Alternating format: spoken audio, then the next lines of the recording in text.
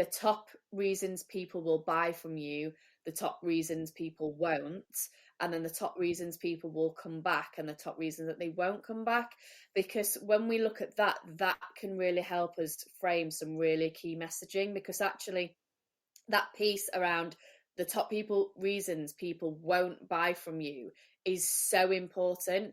Because if it's people that should be buying from you, but there's a common objection or misconception or whatever it may be, that actually we could answer through the website content or in a video or in a social post, so they know, oh, this is for me. I can see that this is for an audience of my kind. I can see the price, it's within a bracket that works for me. It's aimed at my needs. It's, better than the competition. So even if it costs more, I can see the value in it costing more. So really helping to frame that for the customer into how you promote and message your business.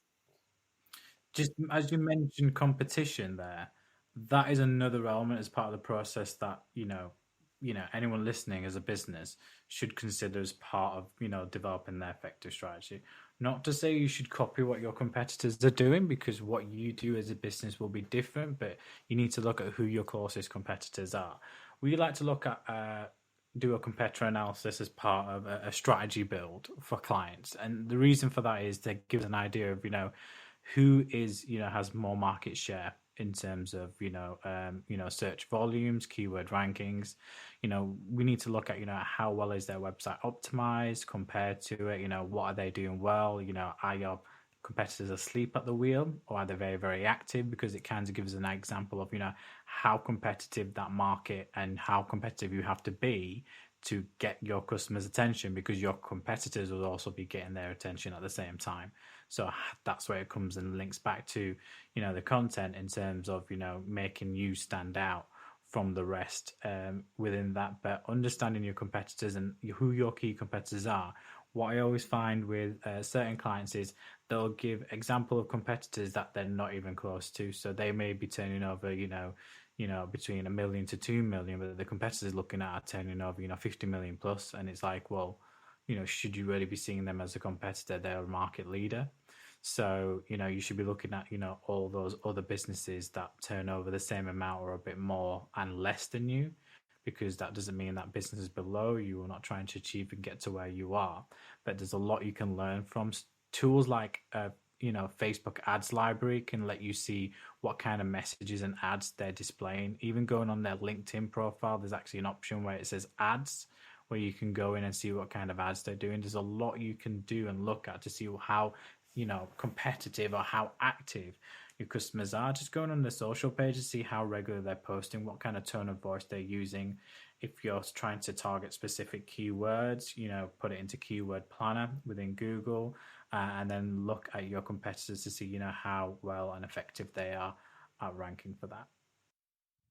Actually, earlier that Claire, you were talking about metrics. I want to add a small thing that the data that each platform is providing us to measure our success is not the only way of measuring it, because sometimes, for example, you can have 1,000 views on your video, but do you really need to pay attention on this? Because, for example, let's take an example that you are creating a video to sell your product, and actually it's getting really good sale, but not like likes, comments, and views that you were expecting. So basically, if it's giving you that sales, it's better to that means that you achieved your goal, and no important like did you had like 1,000 views or 10,000 views. But of course, it's always good to have more views, likes, and comments. But in this case, getting sales from the product that you have created for that specific goal is better way to measure that you get success from what you have done than just concentrating on the analytics that the platforms provided us.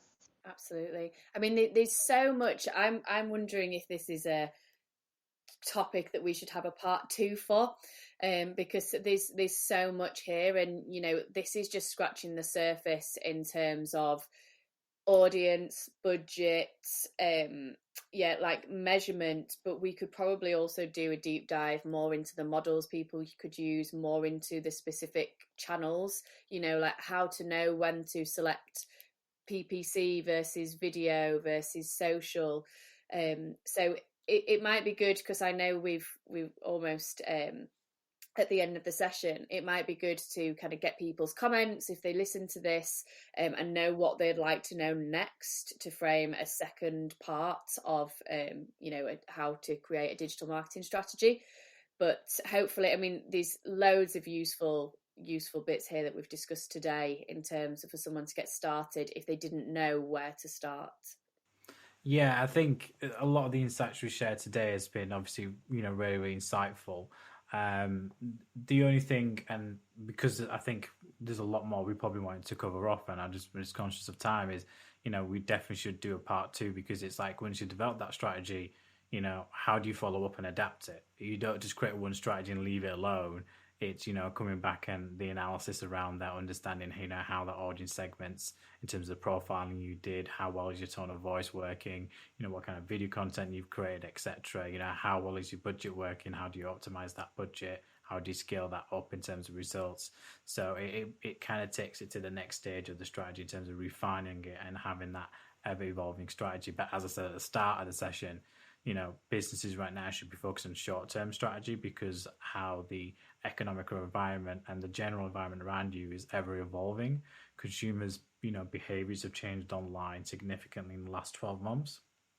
So you have to adapt to how that's changing and how consumers are behaving online. Totally agree. Absolutely. Well, let's ask people for their comments. If you see this posted on LinkedIn, feel free to come back to us. We've got the website, bobblepod.co.uk as well. So it would be good to hear what people think, and we can follow up. And we're going to do a session, aren't we, where we actually invite someone on and we will do a digital marketing strategy with them. So if anyone wants to take part in that, please reach out to any of us and we could get you lined up to come and be a guest on the podcast.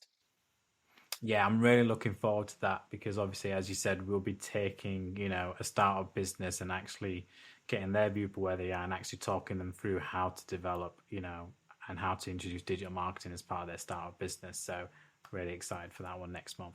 Just want to say, obviously, thank you to, Claire and Anush, and everyone who's listening today. And we really hope you've been finding the podcast, useful and educational. Do drop comments on our YouTube page, do put questions to us at bobblepod.co.uk, and do reach out to us on LinkedIn if you have any specific questions individually. I'd like to thank you all and look forward to catching up with you on the next podcast.